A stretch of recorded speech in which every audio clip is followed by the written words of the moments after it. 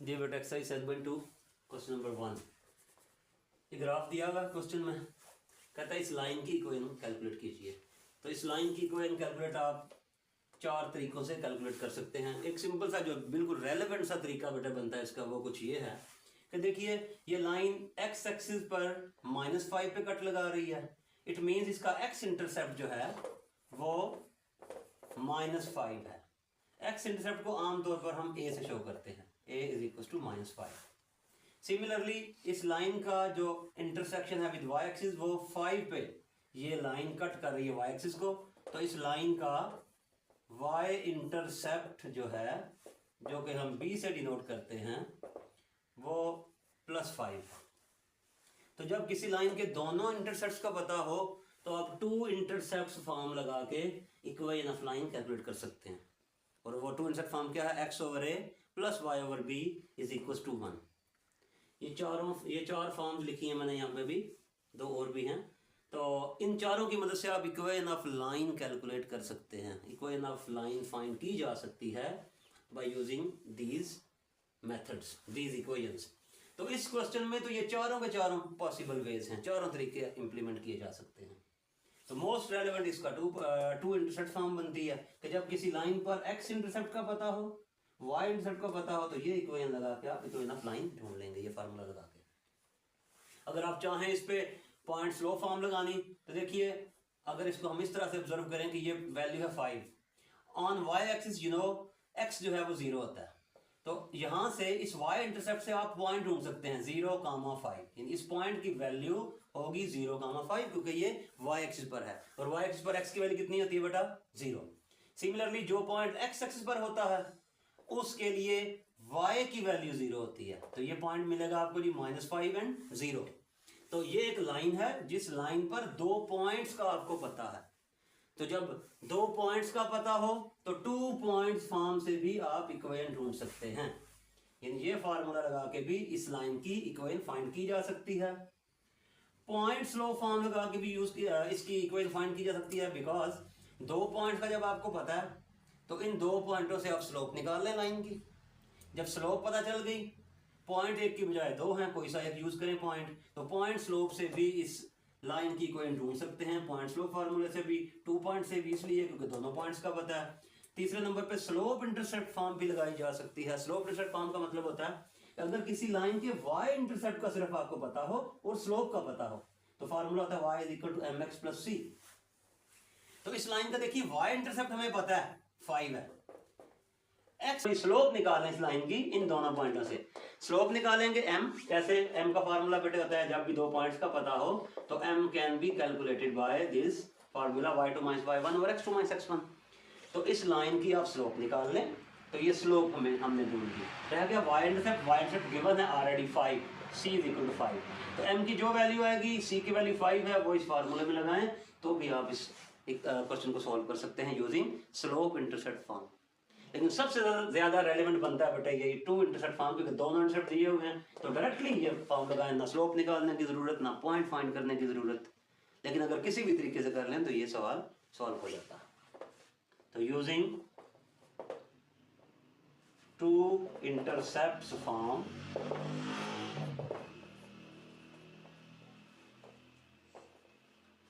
x/a + y/b is equal to 1। a की value यहाँ पे आपके पास बेटे -5 है, प्लस y/b की value 5 is equal to 1। Denominator में 5 है, पूरी को इनको 5 या -5 से मल्टीप्लाई कर दें, मल्टीप्लाई बाय -5। इसे करेंगे तो यू विल गेट x, इसे करेंगे तो 5 cancel, -y is equal to -5। 5 को भी इस साइड पे ले आए, x - y + 5 is equal to 0। That is the required equation of the line. बाकी दोनों पार्ट्स भी बेटे सेम इसी पैटर्न पे आप चारों फार्मूला में, चारों में से कोई सा एक फार्मूला लगा के फाइंड आउट कर सकते हैं। बेटा उस लाइन की स्लोप निकालनी है आपने जो इस लाइन पर पैरेलल हो, इस लाइन के पैरेलल हो। तो इस लाइन को पहले स्टैंडर्डाइज फॉर्म में चेंज करें। स्टैंडर्ड फॉर्म में, स्टैंडर्ड फॉर्म होती है बेटा ax + by + c = 0। स्लोप निकालने के ये 3 फार्मूले हैं। अगर दो पॉइंट्स का पता हो तो ये फार्मूला यूज करते हैं, लाइन के एंगल का पता हो तो इस फार्मूले से स्लोप मिलती है, और अगर इक्वेशन ऑफ द लाइन पता हो तो m = -a/b के फार्मूले से आप स्लोप ढूंढ सकते हैं। तो इस लाइन को पहले स्टैंडर्डाइज करें, 2y minus 4x is equal to 7, ये बनेगा जी -4x plus 2y minus 7 is equal to 0। ये standard form of equation of line आ गई। इस लाइन की बेटा स्लोप निकाल लें, इसे 1 का नाम दे दें, स्लोप ऑफ लाइन 1। बेटा स्लोप का फार्मूला था minus a over b। a means coefficient of x। x का कोएफिशिएंट यहाँ पे कितना है जी -4 डिवाइडेड बाय b। b क्या है बेटा? Coefficient of y which is 2। तो ये स्लोप मिल गई आपको गिवन लाइन 1 की। लाइन 1 की ये स्लोप है। अब कहते हैं उस लाइन की स्लोप कैलकुलेट करें जो पैरेलल हो गिवन लाइन के। तो नोट में देखें अगर दो लाइनें पैरेलल हों तो उनकी स्लोप्स आपस में इक्वल होती हैं। तो मैं यही लिखूंगा, since required line is parallel to line 1, this implies slope of required line वो भी बेटा 2 ही होगी, क्योंकि रिक्वायर्ड लाइन गिवन लाइन के पैरेलल है। ये क्वेश्चन आपका कंप्लीट हुआ। इक्वेशन ऑफ लाइन कैलकुलेट करनी है क्वेश्चन नंबर 5 बी पार्ट में। 2 पॉइंट दिए हुए हैं, इसकी इक्वेशन फाइंड करनी है आपको, ठीक है जी। तो 2 पॉइंट्स का जब पता हो तो बेटा 2 पॉइंट्स फॉर्म से आप इक्वेशन ऑफ लाइन फाइंड कर सकते हैं। और अगर आप में से कोई चाहे कि नहीं जी हमने पॉइंट स्लो फॉर्म लगानी है तो वो भी लगाई जा सकती है। इन दोनों पॉइंटों को यूज करते हुए ये फार्मूला लगाते हुए आप स्लोप ढूंढ लें, उसके बाद पॉइंट कोई सा एक यूज करें। तो पॉइंट भी है आपके पास, स्लोप भी मिल गई आपको इस फार्मूले से, तो पॉइंट स्लोप से भी इसका आंसर ढूंढ सकते हैं। 2 पॉइंट्स फॉर्म लगा के भी इसकी इक्वेशन ऑफ लाइन फाइंड की जा सकती है। तो using 2 points form equation of line is y minus y1 is equals to y2 minus y1 over x2 minus x1 into x minus x1। लेकिन यही m की वैल्यू पॉइंट स्लोप पे लगाएं आप m की जगह पर, तो 2 पॉइंट्स फॉर्म बन जाती है, ठीक है। अब किसी एक पॉइंट को जिसको दिल करे आपका x1 y1 के तौर पे ले लें, दूसरे पॉइंट को आप x2 और y2 कहते हैं। सिंपली वैल्यू सब्स्टिट्यूट करेंगे, you will get the right answer. y minus y1, y1 की वैल्यू 0 is equal to y2 minus y1, यानी 5 minus 0 divided by 2 minus 1 into x minus x1, x1 की वैल्यू 1। वैल्यू सब्स्टिट्यूट कीजिए इसमें, ये बन गया 5/1 into x minus 1, y is equal to 5/1 is 5 into x minus 1, it becomes 5x minus 5 is equal to y। This implies, आमतौर पे y x को हम पॉजिटिव रखते हैं तो y को उधर शिफ्ट कर लें, ये बन जाएगा 5x minus y minus 5 is equal to 0। That is the equation of the line. ये 2 पॉइंट्स फॉर्म लगा के हमने इक्वेशन ढूंढी, पॉइंट स्लोप लगा के भी ढूंढी जा सकती थी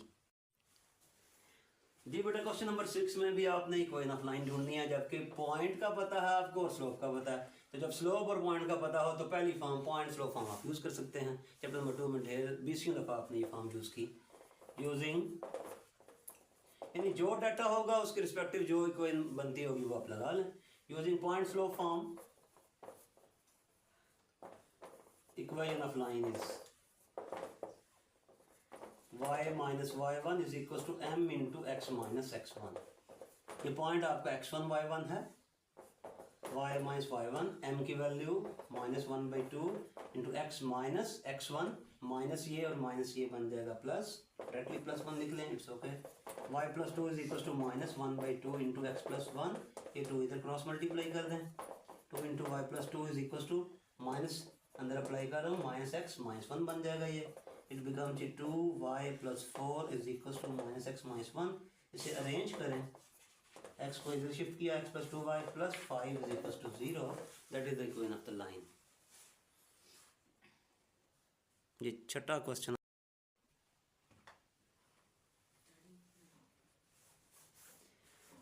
जी बेटा, एक्सरसाइज 7.2 क्वेश्चन नंबर 8।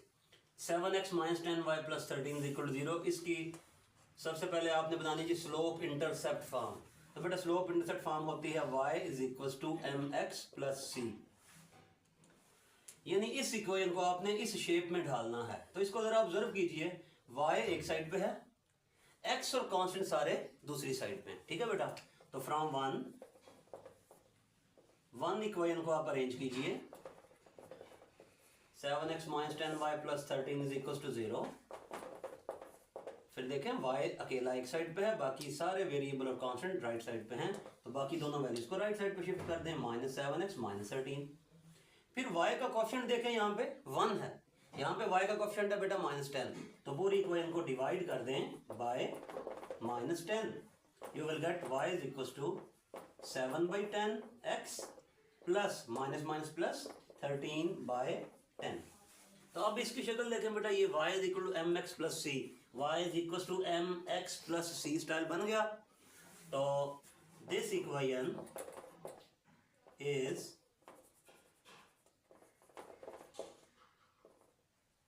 इन स्लोप इंटरसेप्ट फॉर्म। ये इक्वेशन बेटा आपकी स्लोप इंटरसेप्ट फॉर्म में कन्वर्ट हो गई। विद कंपेयर भी करें इसको बट x के साथ जो नंबर होता है वो स्लोप होती है, यानी m होता है। With m is equal to 7/10, in slope इसकी लाइन की 7/10 है, और c की वैल्यू यहाँ पे आपके पास 13/10 है। मतलब इसका ये कि ये ऐसी लाइन है जिसकी स्लोप 7/10 है, जबकि y इंटरसेप्ट 13/10 मीन्स कि y एक्सिस पर ये जो कट लगा रही है वो 13/10 ओरिजिन से इसकी वैल्यू है, ओरिजिन से लेके यहाँ तक ये 13/10 है, और स्लोप इस लाइन की 7/10 है। तो ये रिक्वायर्ड इक्वेशन शिफ्ट हो गई स्लोप इंटरसेप्ट फॉर्म में। दूसरी फॉर्म की तरफ चलते हैं जी। दूसरी फॉर्म है बेटा इसकी नॉर्मल फॉर्म, जो आपने इसको शिफ्ट करना है, बल्कि सेकंड पार्ट सिमेट्रिक फॉर्म है शायद। ओके, सिमेट्रिक फॉर्म बेटा, सिमेट्रिक फॉर्म क्या होती है, x minus x1 divided by cos theta या cos alpha is equal to y minus y1 divided by sin theta. तो सिमेट्रिक फॉर्म में देखिए x1 y1 पॉइंट को शो करता है कि लाइन के ऊपर एक पॉइंट आपके पास होना चाहिए x1 y1। तो इस लाइन पर कोई पॉइंट ढूंढे, इसका कोई सा पॉइंट ढूंढा जा सकता है। इसका आसान तरीन तरीका जी, put y is equal to 0 in 1, y को 0 पुट कर लें, आपको x की वैल्यू मिल जाएगी, ठीक है बेटा। 7x माइनस 10 इंटू 0, फिर सुने सिमेट्रिक फॉर्म में आपको पॉइंट ढूंढना होता है खुद से। तो x की कोई सी वैल्यू सब्स्टिट्यूट करें आपको y मिलेगा करस्पॉन्डिंग, अब y कोई सा सब्स्टिट्यूट करें आपको x मिल जाएगा। तो हमने सिंप्लिसिटी के लिए y is equal to 0 put कर लिया, तो आपको x यहाँ से मिल जाएगा जी 7x plus 13 is equal to 0, यानी 7x is equal to minus 13, x is equal to minus 13/7। So point on line is, line के ऊपर जो पॉइंट है एक, वो बेटा माइनस 13/7 और 0 है। तो पॉइंट हमने ढूंढ लिया सबसे पहले, ये पॉइंट हमें ढूंढना था, हमने कैलकुलेट कर लिया। अब बारी आ गई जी cos थीटा और sin थीटा की। उसके लिए बेटा स्लोप की तरफ चलते हैं जी। अगेन फ्रॉम 1 बेटे m, स्लोप m होती है, m का फार्मूला आप जानते हैं tan थीटा होता है, और स्लोप जब लाइन की इक्वेशन का आपको पता हो तो बेटा स्लोप का फार्मूला होता है, कैसे स्लोप कैलकुलेट होती है जी, माइनस a/b, यानी minus coefficient of x divide by coefficient of y। यानी इसको ऐसे चले, मैं ऐसे लिख देता हूं, m का फार्मूला होता है बेटा माइनस a/b। यहां पे a की वैल्यू 7, यानी x का कोएफिशिएंट 7 है, y का कोएफिशिएंट यहाँ पे माइनस 10 है, ये स्लोप है आपके पास। और स्लोप ही बेसिकली अगर लाइन का इंक्लिनेशन थीटा हो तो स्लोप का फार्मूला बेटा tan थीटा भी होता है, तो इस m को हम tan थीटा लिख सकते हैं। इट मींस गिवन लाइन के लिए tan थीटा की वैल्यू माइनस 7/-10, यानी 7/10 आ गई आपके पास। तो यहाँ से दो पॉसिबिलिटीज हैं, आपने अगर कैलकुलेट करना है। देखिए यहाँ पे यूज हो रहा है साइन थीटा और कॉस थीटा, ये दोनों आपने कैलकुलेट करने हैं। तो एक तो पाइथागोरस थ्योरम लगा के आप कैलकुलेट कर सकते हैं बेटा, कि परपेंडिकुलर है, बेस है, हाइपोटेन्यूज आपको चाहिए, वो कैलकुलेट कर लें। दूसरा तरीका पॉसिबल ये भी है कि आप डायरेक्टली यहाँ से theta will be equal to tan inverse of 7/10, वहां से एंगल ढूंढ लें। तो जैसे आपको इजी लगे वैसे कर लें। एंगल की फॉर्म में भी किया जा सकता है इसको, और वैसे भी। टेन थीटा यहाँ पे आपको मिला 7/10 which is equal to perpendicular over base. तो परपेंडिकुलर यहाँ पे 7 है, बेस यहाँ पे 10 है। तो पाइथागोरस थ्योरम लगाएं, x square is equal to p square plus b square, h square will be, दोनों ऑप्शन कैरी किए जा सकते हैं। 49 प्लस 100, हमें h की वैल्यू चाहिए, it will be 149 under the root, दोनों स्क्वायर रूट किया। तो यहां से आप साइन भी ढूंढ सकते हैं और कॉस की वैल्यू भी ढूंढ सकते हैं। मैं फिर बता रहा हूं, अगर थीटा डायरेक्टली यहां से कैलकुलेट करें तो वो भी किया जा सकता है। थीटा अगर ऐसे कर लें, theta equal to inverse of 7/10, तो आपको डायरेक्टली थीटा की वैल्यू मिल जाएगी। वो थीटा की वैल्यू आप यहाँ पे और यहाँ पे सब्स्टिट्यूट कर दें। और पॉइंट हमने पहले ढूंढा हुआ है, ये आपका बेटा पॉइंट x1 और y1 है, वो वैल्यू यहाँ पे सब्स्टिट्यूट कर लें। तो जैसे आपकी मर्जी वैसे कर लें, इट्स ओके। हाइपोटेन्यूज मिल गया, इट मींस साइन थीटा आपको मिलेगा, साइन होता है बेटे परपेंडिकुलर ओवर हाइपोटेन्यूज, मींस कि 7/149 अंडर द रूट। और cos थीटा यहाँ से आपको मिलेगा जी बेस ओवर हाइपोटेन्यूज, यानी 10/149 under the root cos theta. तो ये दोनों वैल्यूज आपने कैलकुलेट कर ली। अब ये दोनों वैल्यूज फॉर्मूले में पुट करते हैं, जो सिमेट्रिक फॉर्म होती है उसका सारा डाटा हमने ढूंढ लिया गिवन लाइन के हवाले से। उसके बाद वी नो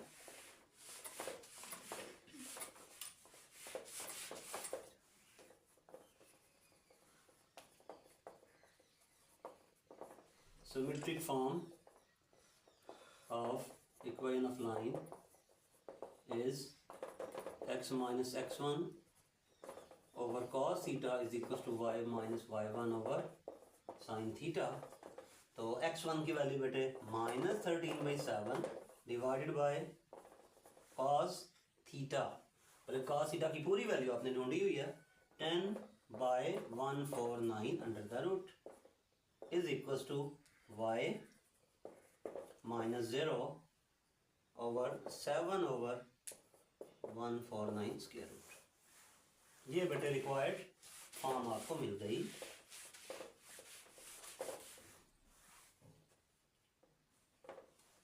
ये आपकी रिक्वायर्ड फॉर्म है जो कि कहलाएगी सिमेट्रिक फॉर्म।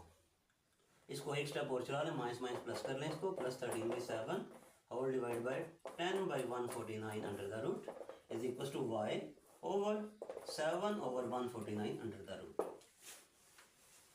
और अगर ये सारा प्रोसीजर आप नहीं करना चाहते तो वो शॉर्ट वाला तरीका यूज कर लें। यहाँ पे हमने टेन बेटा ढूंढा था, टेन थीटा वाज 7/10, यहाँ से थीटा कैलकुलेट कर लें, ten inverse of 7/10।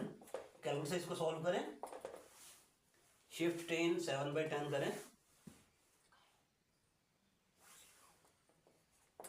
Okay 35 degree. तो ये वैल्यू सिंपली पुट करें, ये सारा प्रोसीजर आपको करने की जरूरत नहीं होगी।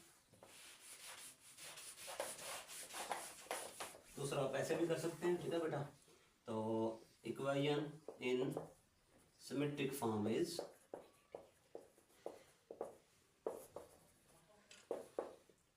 x minus x1 over cos theta is equals to y minus y1 over sin theta। यहाँ से वैल्यू सब्स्टिट्यूट करें, x minus -13/7 over cos theta यानी cos 35 degree is equal to y minus 0 over sin 35 degree. The last line x plus 13/7 over cos 35 is equal to y over sin 35 degree. ये भी answer बेटे सही है, ये भी सही है, और बुक में गलत आंसर लिखा हुआ, ठीक है, वो सही कर लीजिएगा, दोनों ऑप्शन सही हैं। जी बेटा इसी क्वेश्चन की का सी पार्ट है नॉर्मल फॉर्म।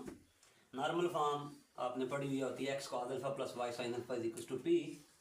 मतलब इसका कुछ ये होता है कि एक लाइन है, लाइन पर ओरिजिन से आप परपेंडिकुलर ड्रॉप करें, उस परपेंडिकुलर को नॉर्मल भी कहते हैं। इसकी जो बेटा लेंथ होती है वो होती है पी, ये जो पी यूज हो रहा है that is the length of the perpendicular या length of the normal drawn from origin to the line. And what is alpha here? Alpha is the inclination of that normal. Normal का जो angle है with positive x axis वो alpha होता है। तो normal form होती है जी x cos alpha plus y sign alpha is equal to p. मैं फिर बता रहा हूँ जी पी है क्या? P is the length of the normal, length. तो लेंथ के हवाले से हम इसमें स्टडी करेंगे बात को। एक पॉजिटिव नेगेटिव का ध्यान रखना पड़ता है हमें। तो फ्रॉम वन इस इक्वेशन को आपने देखते जाना है और गिवन इक्वेशन को सेटल करते जाना है। जरा ऑब्जर्व कीजिए इस तरह पिछले पार्ट्स में आपने ऑब्जर्व किया इसको। इसमें देखें एक्स और वाई वाली चीजें, यानी एक्स और वाई दोनों वेरिएबल लेफ्ट साइड पे हैं, जो कांस्टेंट है बेटे वो राइट साइड पे है। ऐसा ही है, इसे अरेंज करें। अरेंज ऐसे करेंगे कि एक्स और वाई लेफ्ट पर रखे हमने और कांस्टेंट राइट साइड पर भेज दिया। तो पहली सेटिंग तो ये हो गई। फिर देखिए बेटे what is P here? P is the length, और लेंथ कभी नेगेटिव नहीं होती। तो ये सबसे अहम बात है, यहाँ पे ये माइनस है तो सबसे पहले आप इसको मल्टीप्लाई या डिवाइड कर दें बाय -1। पूरी इक्वेशन को -1 से मल्टीप्लाई कर दें या डिवाइड कर दें। तो ये बनेगा जी आपके पास -7x plus 10y is equal to +30। तो ये प्लस की सेटिंग तो हो गई क्योंकि लेंथ के अंदर भी नेगेटिव।